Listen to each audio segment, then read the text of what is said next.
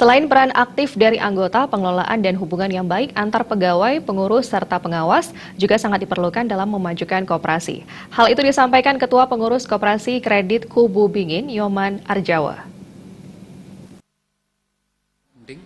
Dan di balik kepercayaan itu Ketua Pengurus Koperasi Kredit Kubu Bingin, Nyoman Arjawa mengatakan, peran aktif anggota koperasi sangat dibutuhkan dalam memajukan koperasi. Peran aktif tersebut dengan memanfaatkan berbagai jasa dan layanan koperasi, seperti pinjaman, kredit, dan tabungan. Peranan setiap anggota dalam memajukan koperasi sangat besar dibutuhkan sesuai hak dan kewajiban mereka dalam membangun koperasi ke depannya. Tidak cukup hanya peran aktif anggota. Hubungan yang baik antara pengurus, pengawas, serta pegawai koperasi dalam mengelola koperasi juga sangat penting. Dalam pengelolaan koperasi harus dilakukan sinergitas, transparansi, akuntabel, tanggung jawab, serta kinerja yang baik untuk menjadikan koperasi yang sehat. Kondisi tersebut secara tidak langsung juga berimbas pada semakin kuatnya kepercayaan terhadap koperasi yang bersangkutan dalam memanfaatkan berbagai jasa dan layanan yang akhirnya membuat para anggotanya sejahtera.